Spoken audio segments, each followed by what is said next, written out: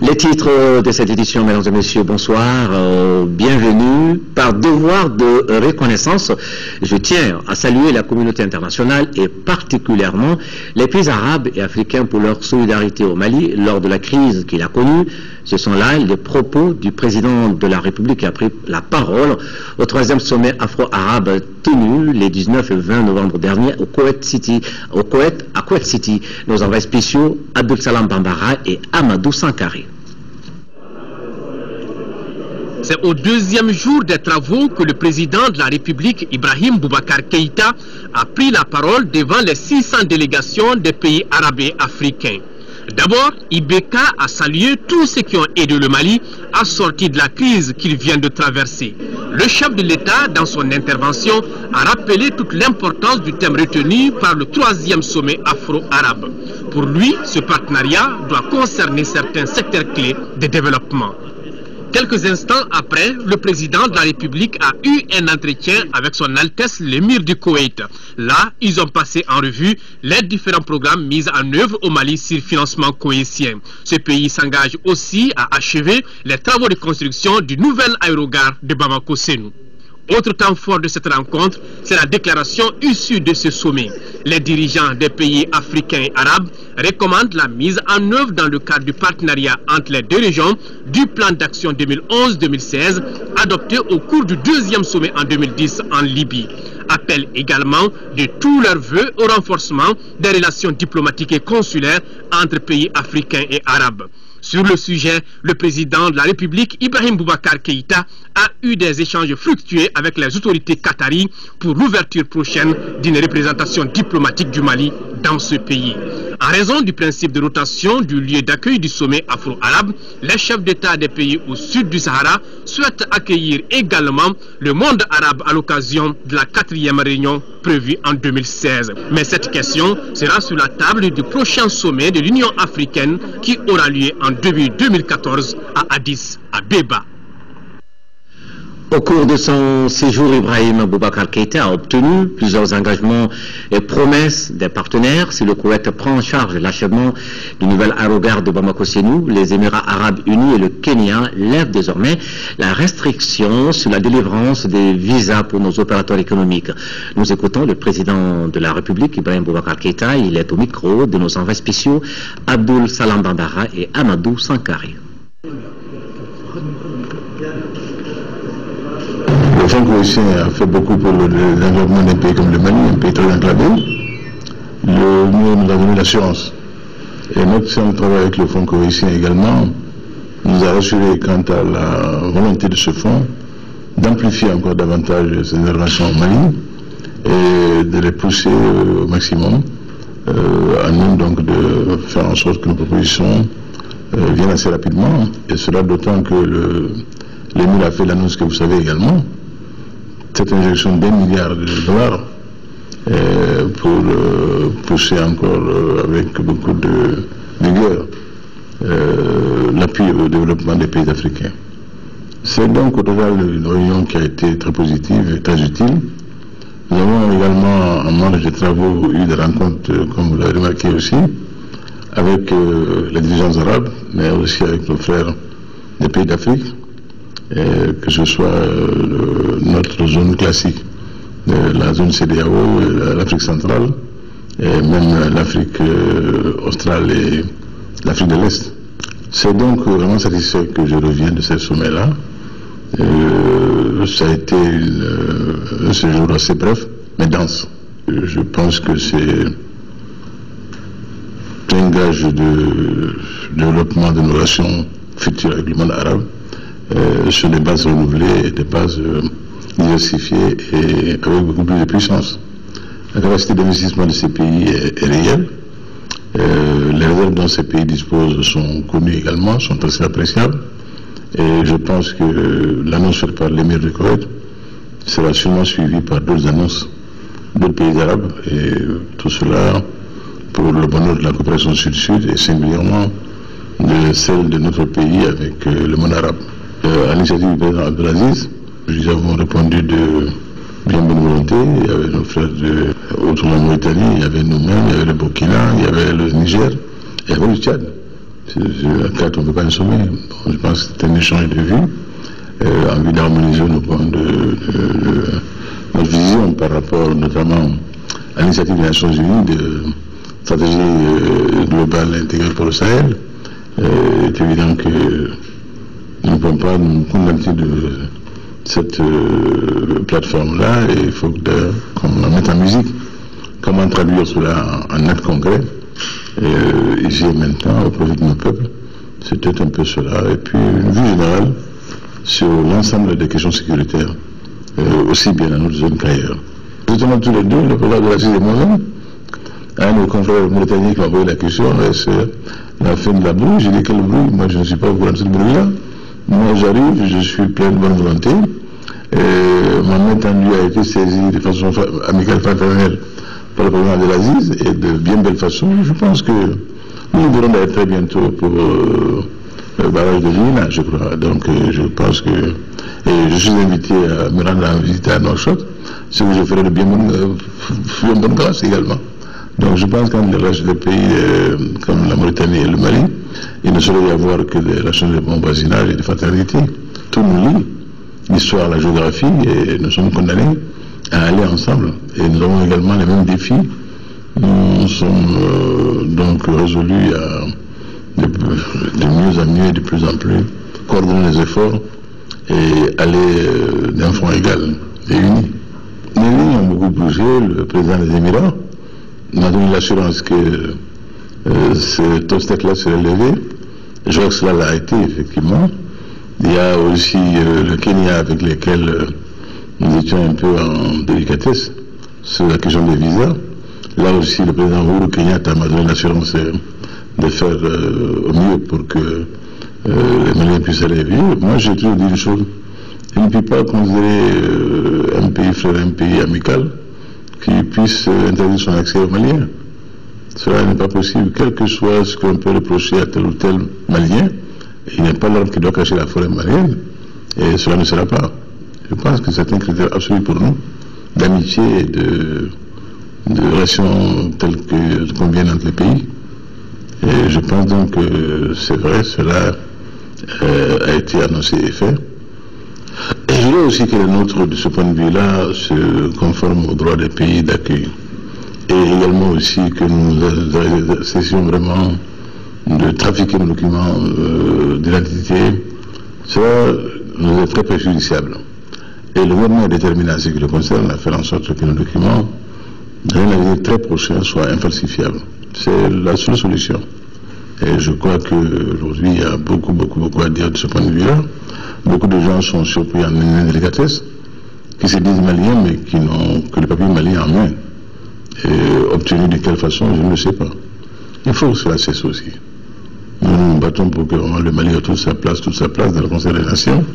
Et cela impose également que dans le comportement quotidien, chacun également y mette du sien. Je pense que c'est ce qui est notre intérêt. Et je suis certain que c'est ce qui sera fait par les Maliens à l'avenir.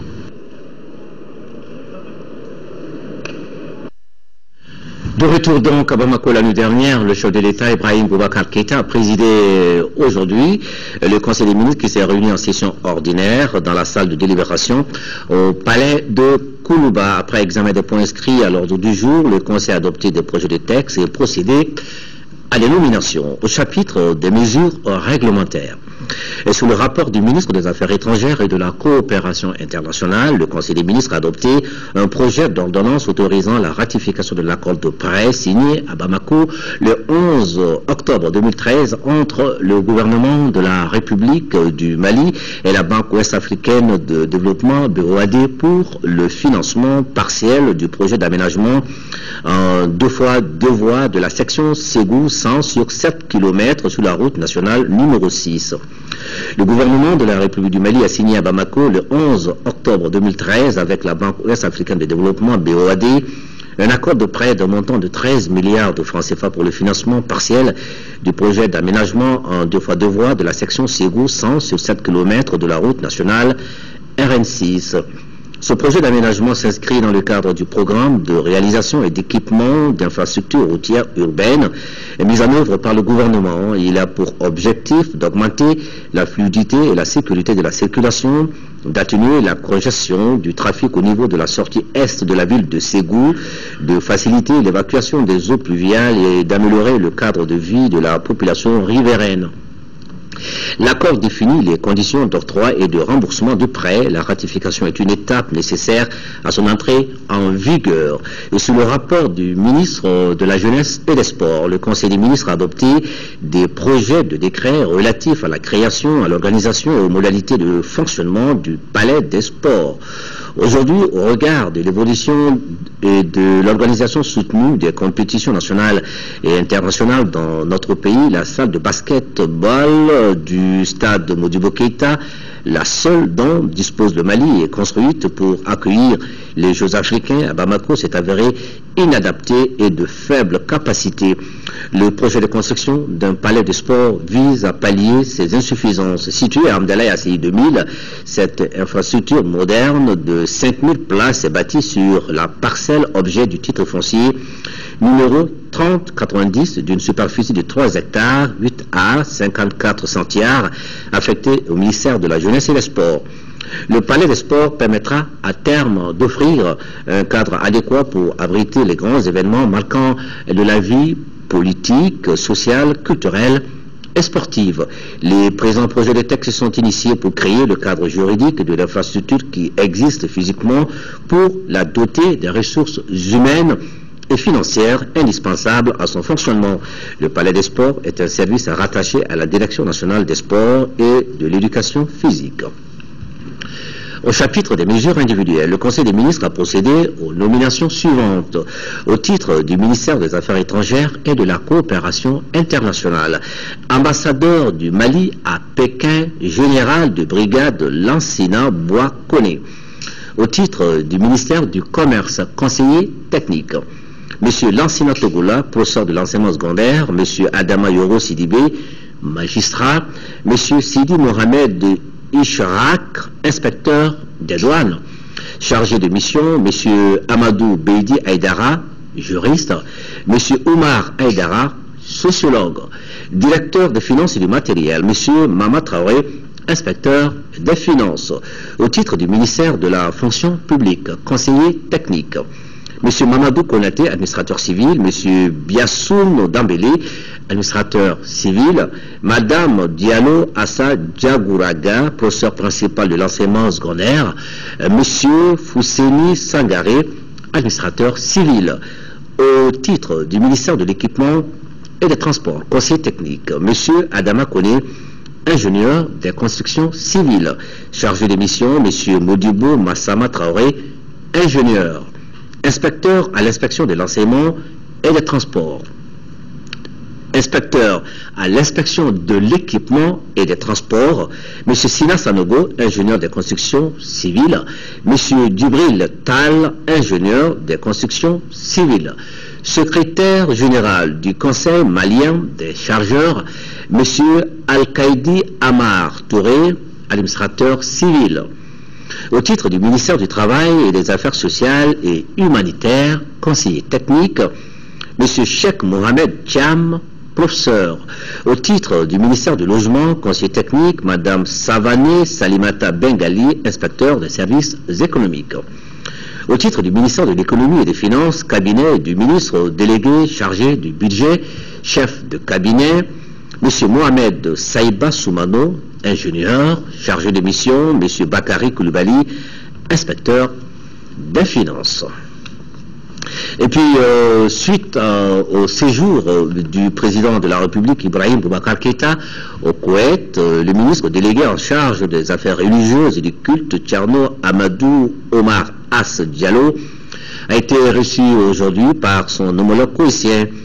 Au centre de leur échange, la coopération islamique entre nos deux pays, la formation post-universitaire des leaders musulmans et en perspective des appuis multiformes à l'endroit du département des affaires religieuses et du culte pour l'ancrage d'un islam convivial. Samedi, le ministre est attendu au Qatar à Doha. Il répond ici à l'invitation du ministre qatari en charge des questions islamiques. Ici à Bamako, la Banque mondiale lance une nouvelle stratégie intérimaire 2014-2015 pour le Mali. Ce document d'une centaine de pages est un témoignage de l'institution financière à l'égard pour aider donc notre pays à créer les conditions de la relance économique. La nouvelle stratégie intérimaire vise également à faciliter la mise en œuvre d'une vingtaine de projets et programmes de la Banque mondiale au Mali. Bourama Traoré, reportage. Un document, une ambition. Créer la prospérité pour tous et éliminer la pauvreté au Mali, c'est la quintessence de la nouvelle stratégie intérimaire 2014-2015 de la Banque mondiale pour le Mali. Seule institution financière qui n'a pas suspendu sa coopération avec notre pays, malgré les événements de mars 2012. Le document de 124 pages a été conçu à partir de la feuille de route du gouvernement de transition. Nous avons mis des principes en avant, des principes de sélectivité, des principes d'alignement et des principes de souplesse.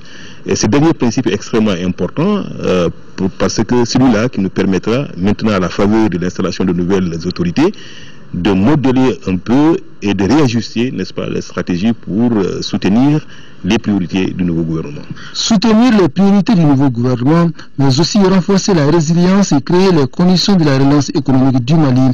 En même temps, précise le directeur des opérations de la Banque mondiale, l'institution financière fera de la bonne gestion des ressources, de la transparence et de l'exigence du résultat des critères d'évaluation de son partenariat avec le Mali. D'abord, les projets et programmes qui sont financés par cette stratégie ont été identifiés par les Maliens eux-mêmes, avec la participation et le leadership évidemment du gouvernement. Et nous attendons évidemment des autorités que ces programmes s'exécutent rapidement, parce qu'un programme n'a de sens que lorsqu'il génère des résultats sur le terrain, c'est-à-dire que les infrastructures qui se sont prévues, qu'on les exécute rapidement sur la base de passation de marché, bien entendu, qui soit aussi transparent, mais également les personnels qui doivent faire fonctionner ces infrastructures-là puissent soient aussi recrutés de façon, je dirais, objective et transparente. La nouvelle stratégie intérimaire a été préparée avec la participation des acteurs maliens et certains partenaires internationaux. C'est un document participatif et consensuel, désormais mis à la disposition du gouvernement malien. Effectivement, le caractère participatif qui a prévalu dans sa préparation fait qu'on peut dire que c'est un document, certes, de cadrage de la banque en termes de partenariat avec le Mali, mais c'est un document aussi dans lequel les acteurs clés du développement au Mali et les destinataires finaux, les bénéficiaires, doivent certainement se reconnaître. La nouvelle stratégie intérimaire est lancée 24 heures seulement après la revue conjointe du portefeuille de la Banque mondiale. L'exercice a permis à l'institution et au gouvernement d'évaluer une vingtaine de projets et programmes mis en œuvre au Mali. Le représentant spécial de l'Union européenne pour le Sahel, Michel Révérend de Menton, a animé ce matin sa première conférence de presse sur la situation politique et sociale du Mali. La conférence a porté sur les activités menées conformément à l'agenda Sahel. Cet agenda Sahel est en fait la politique adoptée pour le retour définitif de la paix au Mali et dans le Sahel. C'est un reportage de Mamadou Bagayoko. Suite à la crise que le Mali a connue, l'Union européenne et les autres partenaires techniques et financiers, PTF, ont dégagé 3 priorités pour le retour définitif de la paix. La première est relative à la situation politique globale, d'où l'intérêt de la tenue des élections législatives. Ces élections vont créer un contre-pouvoir, selon le représentant spécial de l'Union européenne, Michel Révérend de Menton.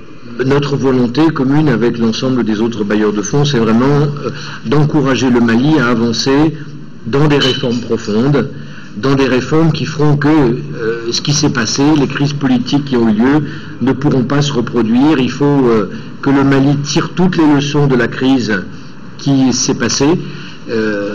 On a envie de dire plus jamais ça. Le deuxième point de l'agenda, c'est la stabilité pour une paix durable dans le Nord. Notre conviction à tous, c'est qu'il n'y a que le dialogue qui peut être la clé de la situation. Il faut que tout le monde trouve sa place. S'il y a des exclus dans un processus de dialogue, un jour ou l'autre, tout de suite ou plus tard, il y a des choses qui rebondissent, il y a des choses qui ne vont pas, il y a des frustrations, il y a des oppositions, il y a des malaises, il y a des incompréhensions. Michel Révérend de Menton signale qu'il y a déjà des avancées grâce au dialogue comme la libération des bâtiments publics. La dimension régionale, elle est essentielle et compliquée, pourtant c'est le troisième axe de la stratégie sécurité et développement de l'Union européenne et des PTF. Sous l'égide du secrétaire général des Nations Unies, la communauté internationale a décidé de créer un groupe Sahel, une coordination internationale pour le Sahel. Le Mali a eu la responsabilité de ce groupe pour 2 années, donc on se réunira 2 fois par an pour essayer de faire avancer une démarche régionale collective. Le Mali préside le groupe Sahel parce qu'il est, selon le conférencier, l'un des piliers de la stabilité dans le Sahel, vu l'étendue de ses frontières avec les autres pays.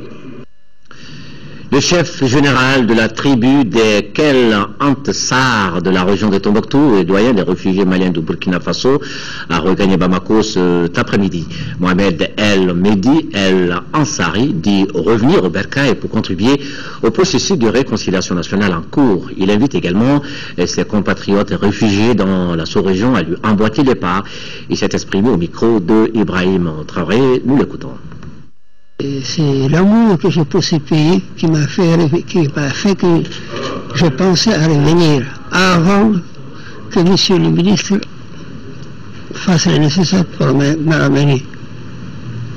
Donc ce pays-là, je l'aime. Avec toutes ces difficultés qu'il a, je les ai vécues. Et depuis la colonisation jusqu'au premier régime, deuxième régime et troisième régime, je remercie le président de la République.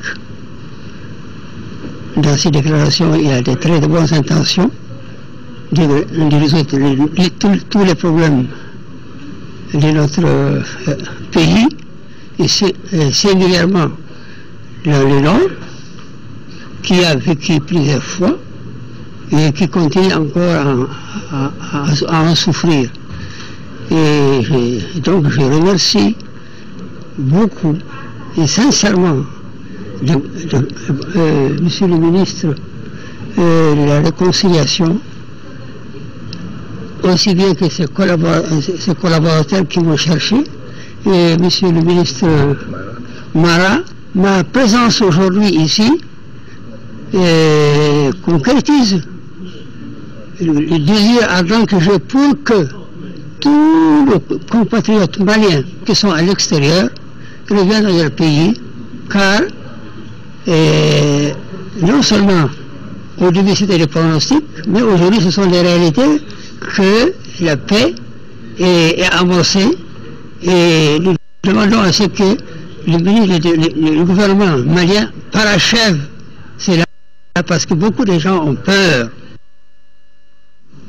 Voilà, le chef général de la tribu des Kel Ansar de la région de Tombouctou et doyen des réfugiés maliens au Burkina Faso, qui a donc regagné Bamako cet après-midi. Il invite ses compatriotes réfugiés dans la sous-région à lui emboîter les pas. 300 millions de francs CFA, c'est l'enveloppe débloquée par le PNUD, c'est pour le financement de la maison des jeunes de Tombouctou. Ce chantier qui emploie près de 600 jeunes a été visité par le représentant spécial adjoint de l'aménagement, David Gressly, a mis à profit cette visite pour faire le point de l'organisation des élections législatives de dimanche prochain avant de rencontrer les forces de sécurité. Là-dessus, correspondance Yaya Tandina. À quelques jours des législatives, le représentant spécial adjoint de l'aménagement est arrivé à Tombouctou. Objectif, s'imprégner du niveau des préparatifs des élections et échanger avec les acteurs sur place.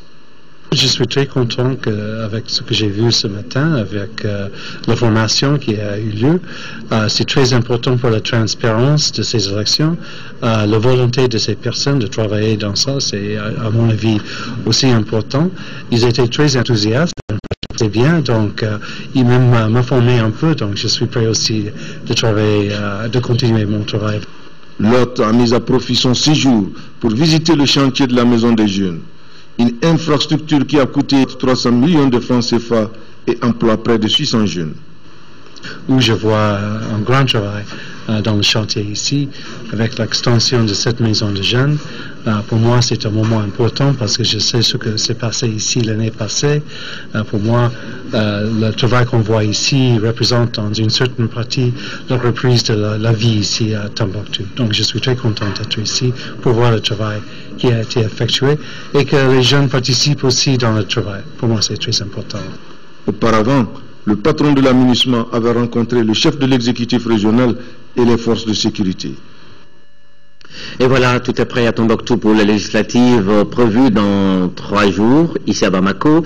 Les observateurs internationaux commencent à arriver. Amos Sawyer, ancien président du Libéria, à sa descente d'avion, a salué la bonne tenue de l'élection présidentielle avant d'appeler les Maliens à maintenir cet élan pour le scrutin de dimanche prochain.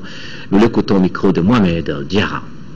As we are all aware, nous sommes ici pour continuer notre appui en tant qu'organisation régionale dans le processus en vue d'aboutir à la conclusion effective du processus électoral qui sera conclu par les élections législatives qui auront lieu, dont le premier tour aura lieu le 24 novembre.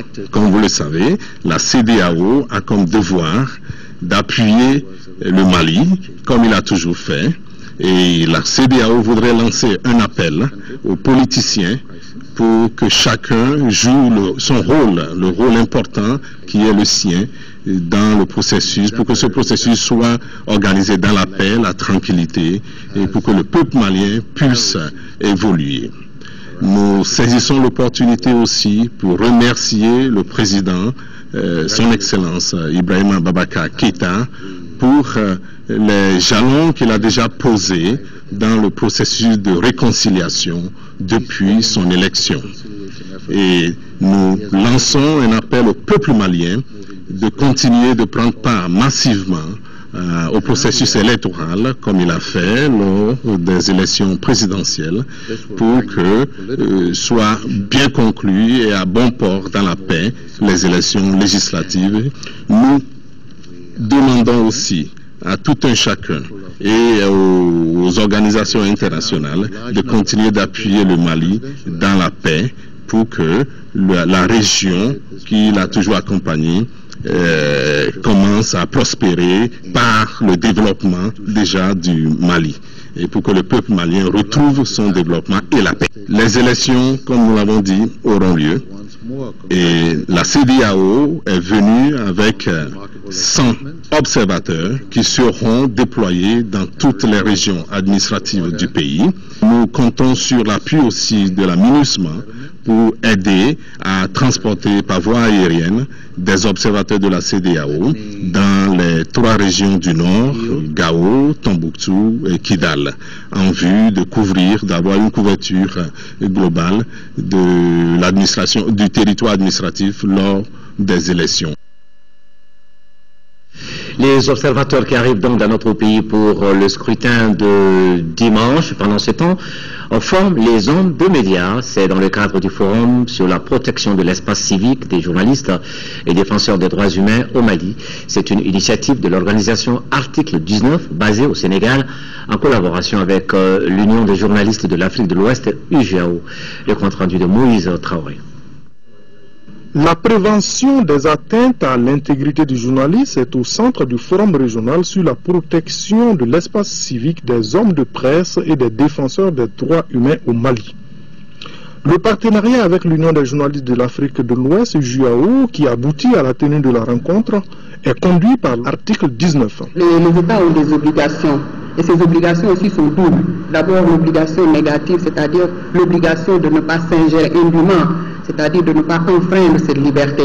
Mais les États aussi ont une autre obligation, celle positive, c'est-à-dire l'obligation de créer un environnement favorable pour que cette liberté puisse s'exercer. Et cette obligation implique l'obligation de protéger ces journalistes, ces défenseurs qui s'expriment dans l'intérêt du public. Lorsque le journaliste est obligé d'investir ses propres ressources pour pouvoir informer le public, il fait le travail que l'État devrait faire.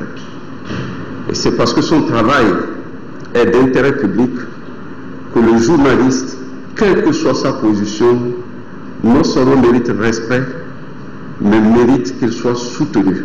Parmi les panélistes, Ricardo González livre le témoignage de résistance des confrères mexicains. Est-il besoin de le répéter? Les périodes de crise demeurent des moments de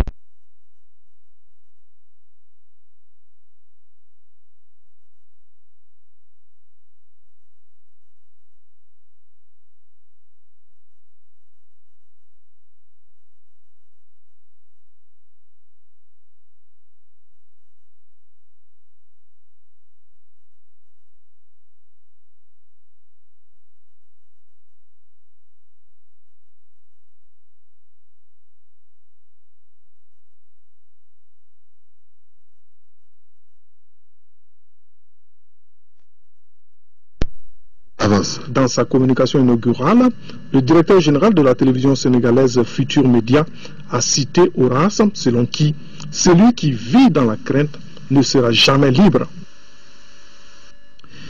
Cette autre session de formation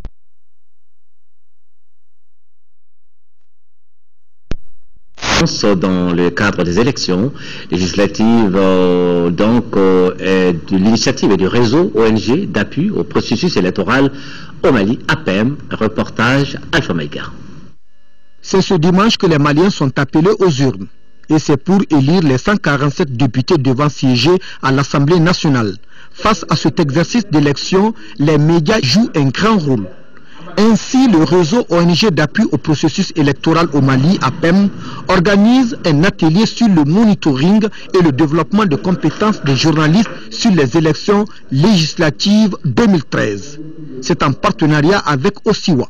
Ce programme que nous sommes en train de développer, c'est un programme d'appui à la résilience démocratique au Mali, qui est soutenu fortement par OSIWA et qui comporte un certain nombre d'axes dont le monitoring des médias et le développement des compétences des organes de presse. Avec l'aide de OSIWA et d'autres partenaires, nous allons déployer actuellement près de 8000 personnes pour les élections législatives des 24 novembre et 15 décembre. Cette fondation œuvre pour la consolidation de la démocratie dans notre région et pour que les droits et les libertés fondamentales, les droits fondamentaux et les libertés soient respectés. Les différents scrutins s'annoncent déjà très disputés vu la multitude et le poids des candidats déjà déclarés, a souligné le ministre de la Communication.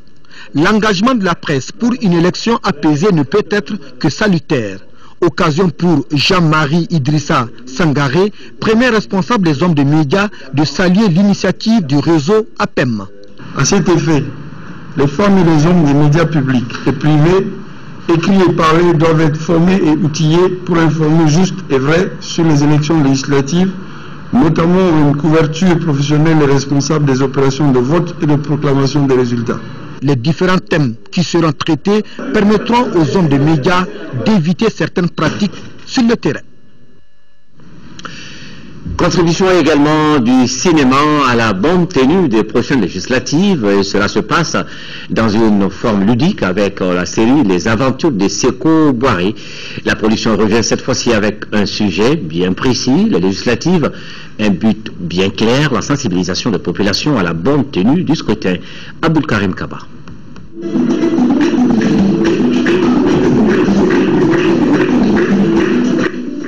Sékou vote. C'est une série de 15 épisodes de 5 minutes.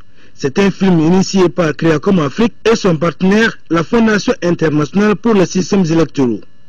Il a comme objectif sensibiliser d'une manière particulière, dans l'humour et dans la joie, les populations pour des élections crédibles, apaisées et transparentes. Sékou Boiré, pour nous, c'est une icône. Le film Sékou Boiré, pour nous, il fallait le réutiliser autrement, en faire un outil non seulement de divertissement, mais un outil d'éducation.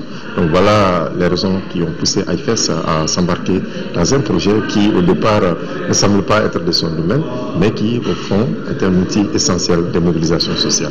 Cette série n'est pas la suite logique de celle de Sékou Boiré, mais comme la personnalité de l'acteur Sékou est une référence, d'où le choix. Les personnages de la série Sékou ont été utilisés pour donc des fins d'élection. Donc je suis content de pouvoir le faire parce que quelque part Sékou n'est pas mort, même si ce n'est pas la suite logique de la série, les aventures de Sékou. C'est quand même une autre aventure de Sékou, c'est Sékou vote. Seko Vote, le vote, c'est ce dont on a besoin aujourd'hui. La réalisation de la série Seko Vote a duré 1 mois. Déjà, le produit est disponible et c'est à suivre tous les soirs sur le RTM. Et nous arrivons maintenant aux activités des partis politiques et candidats en lice pour le rendez-vous de dimanche prochain, à 72 heures de l'échéance. Le parti Alliance pour la République, APR, a organisé son meeting politique à Missabougou. Reportage Garibou, Pérou. L'Alliance pour la République APR propose 3 candidats à la députation du 24 novembre 2013. Mahamadoun Sall, ancien directeur des entrepôts du Mali au Ghana, Awa Ndaou, médecin conservatrice de la santé, et Kalen Djibril Touré, professeur chevronné. Voici les porte-étendards de l'APR pour les législatives du 24 novembre 2013. Le Mali par tous, c'est le slogan de ces futurs députés du parti de l'ancien ministre de la Santé, Oumar Ibrahim Touré. Les objectifs sont bien précis. Une fois élu député, travailler au bénéfice des Maliens. En termes clairs, il s'agit de repenser le Mali, de le reconstruire dans les processus de la démocratisation. Cette idéologie de la défense des valeurs cardinales de la société malienne a été assimilée par les militants qui sont venus en grand nombre. L'hôpital du Mali est en commune 6. Le poids d'Oumar Ibrahim Touré, ministre de la Santé de l'époque, dans le projet de construction de cet hôpital, apaisé dans la balance, laisse entendre un militant qui n'attend que le jour du vote. Pour le président de l'Alliance pour la République, Oumar Ibrahim Touré, l'heure du changement et du renouveau a sonné. Elle a sonné avec l'APR et avec tous ses militants dont la devise est fraternité, travail et justice. Son symbole étant le perroquet, oiseau très intime à l'homme, symbolise une ferme volonté de communiquer avec tous les Maliens, exprime la volonté des militants de l'APR de lutter contre l'exclusion sous toutes ses formes. À travers un théâtre forum, les militants ont compris le processus du vote. Ils ont aussi compris que le vote est un droit et un devoir civique. Ils promettent de sortir massivement le 24 novembre 2013, c'est-à-dire dimanche, pour soutenir leurs candidats qui sont sur la liste de l'Alliance pour la République.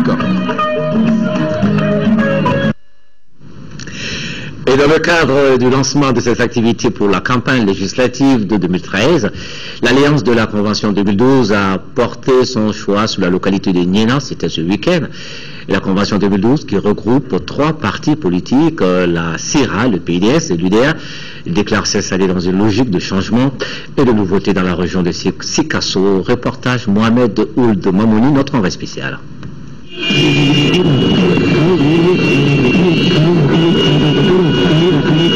C'est la localité de Niena à Sikasso qui a servi de cadre au lancement des activités pour la campagne législative de 2013 de la Convention 2012. La CIRA, Synergie des initiatives pour la renaissance africaine, l'UDA, Union pour la démocratie et l'alternance, et le PIDS, Parti de l'indépendance, de la démocratie et de la solidarité, sont les 3 partis politiques regroupés au sein de cette coalition. Ils sont au total 7 candidats sur la liste, dont 5 du Parti CIRA, 1 de l'UDA et 1 du PIDS. Arrivés ce samedi dans la localité, ils ont été accueillis dans une atmosphère très ambiante par les habitants.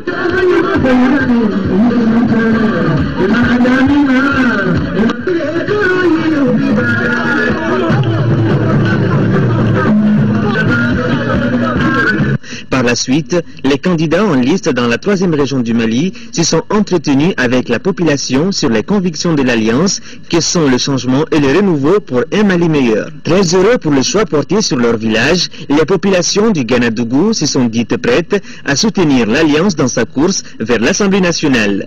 Après des échanges fructueux, les habitants ont eu droit à une riche manifestation culturelle axée sur les instruments de musique traditionnels de Sikasso.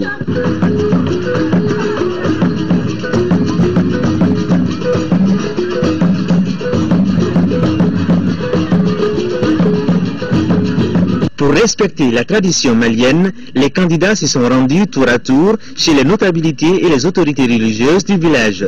Ceux-ci ont fait des bénédictions pour les 3 partis en lice dans la 3e région du Mali.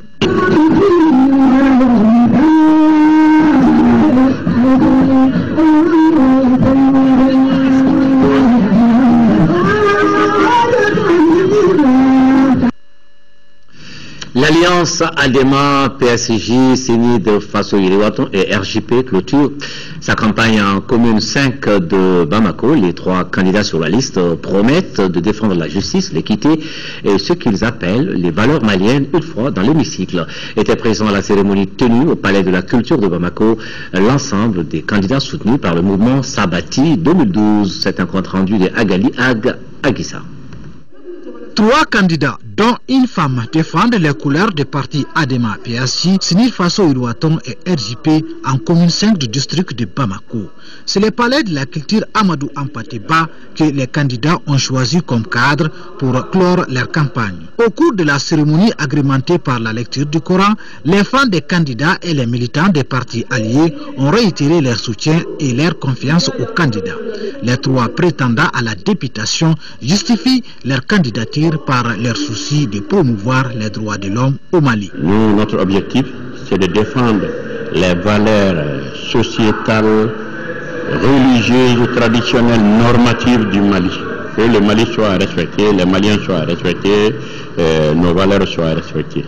Une fois arrivé à l'Assemblée, je serai légaliste. Pour atteindre cet objectif, les candidats demandent le soutien des électeurs, un devoir citoyen qui permettra du coup d'élever le taux de participation aux élections législatives du 24 novembre. Sortir massivement le dimanche pour voter la liste Kimbiri au niveau de la commune 5. Donc c'est cet appel que j'ai à lancer. Parce que bon, un député, c'est une question de légitimité.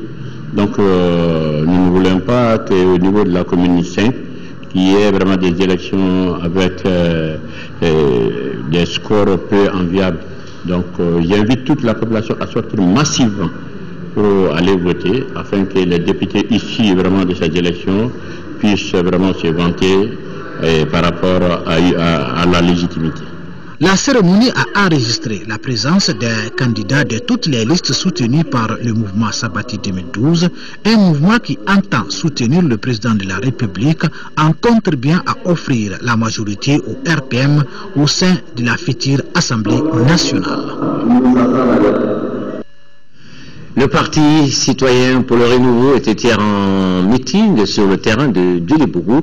Issou Diakité nous fait le point de la cérémonie. Les responsables du Parti citoyen pour le renouveau ont voulu ce meeting d'information pour prise d'adhésion à leur idéal politique. Un idéal basé sur la garantie de développement durable pour la commune en particulier. Les objectifs que je me suis fixés ne sont entre autres que l'apaisement des souffrances de la population. Que les populations donc sachent réellement quel est le rôle d'un député à l'Assemblée nationale. Qu'est-ce qu'un député peut faire pour sa collectivité? Qu'est-ce qu'un député doit faire pour la nation elle-même? Et le député, donc, dans la plénitude de ses pouvoirs, qu'est-ce qu'il peut faire, qu'est-ce qu'il ne peut pas faire? Un député peut être un développeur pour sa communauté. Un député est une interface dans le cadre donc, de l'action gouvernementale. Un député est chargé donc du contrôle de l'action gouvernementale. Un député est chargé donc de légiférer des lois qui puissent apaiser donc les souffrances des populations. Un député doit être au chevet de la communauté de jour comme de nuit. Si les politiques ne s'occupent pas de la jeunesse doit s'occuper de la politique pour donner un sens à leur engagement. Donc c'est cet appel que je lance à l'endroit de la jeunesse malienne. Parce qu'il est temps aujourd'hui de faire le changement. Maintenant ou jamais. Qu'est-ce que vous voulez changer? Nous voulons changer la manière même de faire la politique. Parce qu'avant, quand on se disait politicien, c'était d'abord un exemple. Mais maintenant, nos politiciens ont donné un autre sens à la politique. Si on te taxe de politicien aujourd'hui, c'est que tu es un menteur, tu es un traître. C'est ce que nous voulons changer. Nous voulons changer ce comportement en donnant d'abord des exemples. Parce qu'un politicien, quand tu dis politicien, tu dois d'abord un exemple pour la société. Les notabilités de la commune, la jeunesse et les femmes, tous ont fait le déplacement pour apporter leur soutien aux candidats. Le CENI de Faso Iriwaton, section de Sikasso, veut mobiliser le maximum d'électeurs autour de ses candidats. Et le parti a organisé hier sur le terrain de l'école de Médine un rassemblement. C'était pour présenter ses candidats et en même temps dévoiler les ambitions du parti pour la nouvelle législature. Compte rendu, c'est Kokonaté. Pour ce rendez-vous, les militantes, militants et sympathisants du Parti du Soleil Levant sont venus en nombre. Véritable opération de séduction où le parti n'a pas lésiné sur les moyens de mobilisation pour rassembler du beau monde. Et l'occasion a été bonne pour présenter les 7 candidats, tous issus du Sénit Faso Yiriwaton, et de déballer les ambitions. Nous proposons à la population de Sikasso alors que nous allons devenir les messagers. Et nous demandons à la population de Sikasso de nous dire les informations sans embâche, de nous donner la réalité du terrain sans embâche, telle qu'elle est. Et en ce moment, et seulement en ce moment, que nous allons être des messagers fidèles.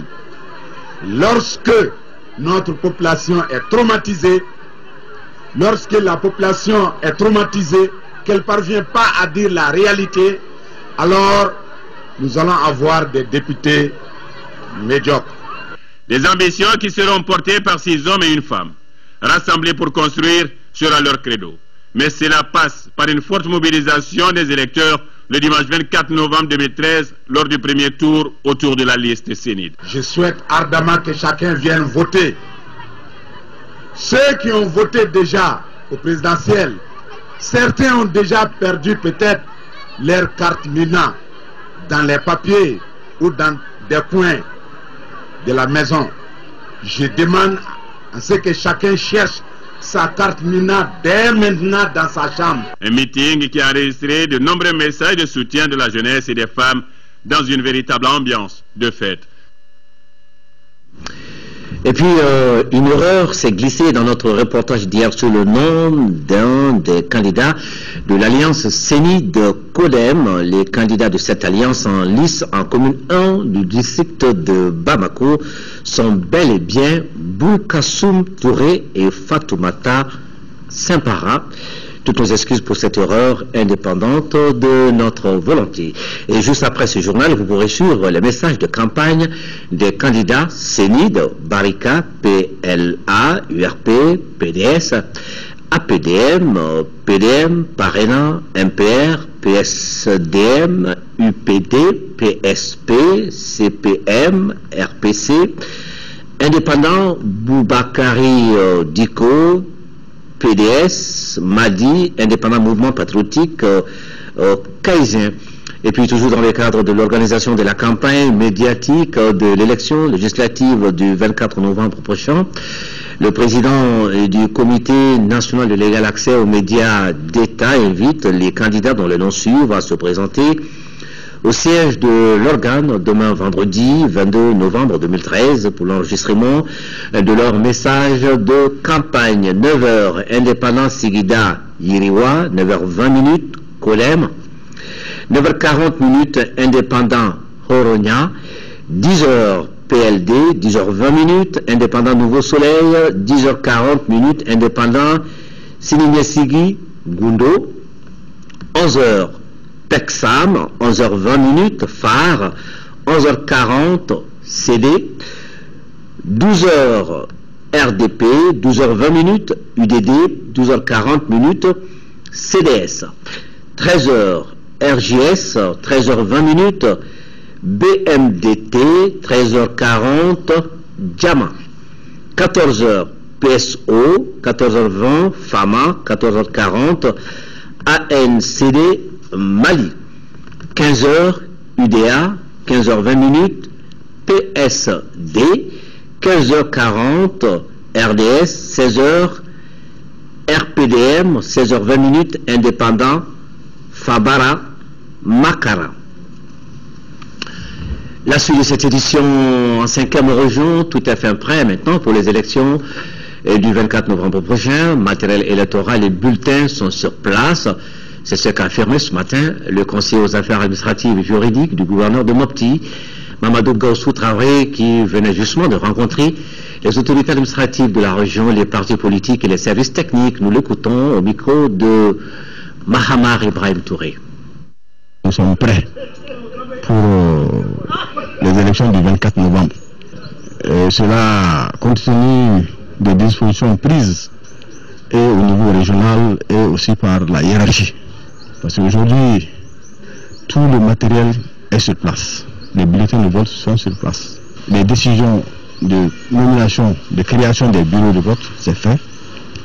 Les agents sont formés et tout est sur place pour quand même pouvoir mener correctement cette opération. Par rapport au dispositif sécuritaire, au niveau de la région, les éléments sont redéployés et les dispositions sont prises pour qu'il y ait une grande sécurisation de l'opération de vote. Au niveau de la région, nous avons 935 402 électeurs et 3094 bureaux de vote. Avec l'opération spéciale de transfert qui a été menée au niveau des communes, cercles et arrondissements, nous avons présentement 12 bureaux supplémentaires par rapport à l'élection présidentielle. Voilà, en 5e région donc, tout est prêt pour les élections législatives de dimanche prochain. Pendant ce temps, c'est le lancement à Gao du projet d'appui au processus électoral. Il s'agit de cultiver le civisme chez les populations en vue d'améliorer le taux de participation au scrutin. Financé par le PAPEM-PNUD, le projet sera exécuté dans les cercles de Gao, en Songo et Menaka, et ça sera fait par l'ONG Convergence d'Action pour l'environnement et la santé KS pour une durée de 3 mois. Correspondance d'Issa Koné. Ce projet d'appui au processus électoral se veut un espace de sensibilisation pour un fort taux de participation aux élections législatives. Il permettra aussi de cultiver un esprit de cohésion sociale avant, pendant et après ces élections. Pour réussir cette mission, de nombreuses activités sont au programme. Volet tradition et adoption des outils de communication, activités découlant du volet IEC, volet organisation des émissions sur la radio FM, volet formation, volet activité culturelle. À Gao, les autorités administratives et politiques ont toujours appelé les communautés à la culture de la paix, ce qui explique la présence massive des femmes de la cité. Le gouvernement du Mali et ses partenaires donnent toujours les moyens à un opérateur pour venir vous expliquer comment les choses doivent se passer, surtout pour vous inciter à aller au vote.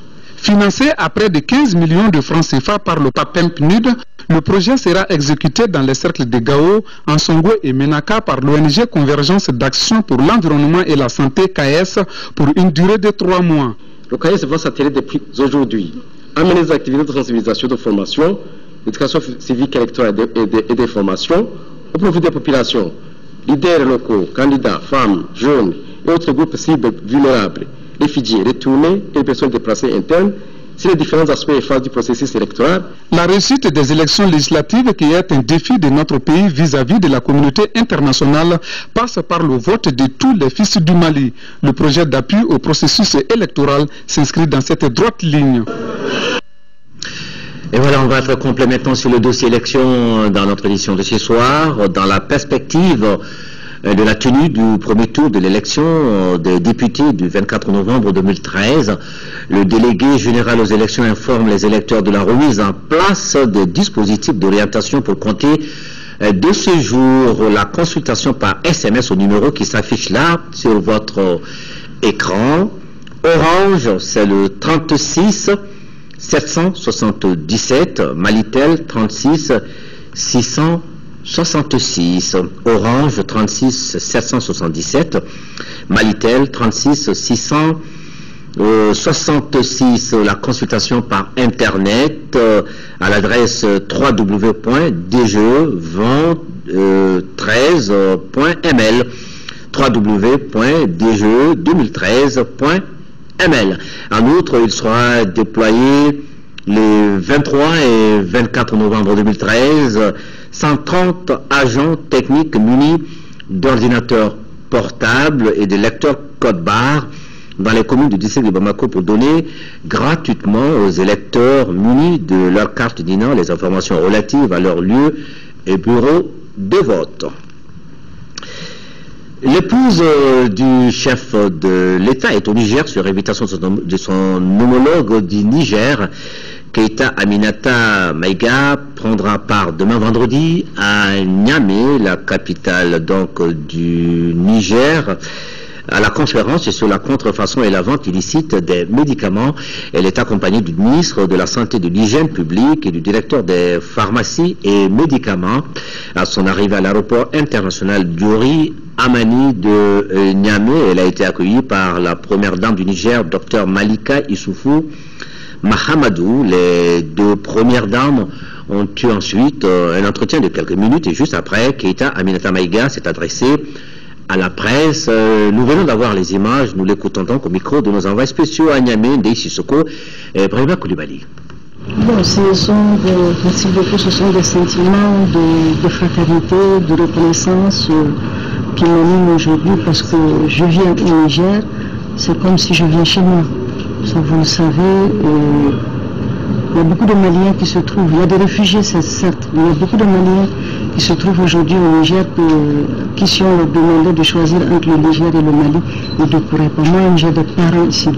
Donc c'est avec beaucoup d'affection, beaucoup de fraternité que je me suis rendu, que je me rends à l'invitation de ma soeur, la première dame du Niger, pour assister à cette conférence.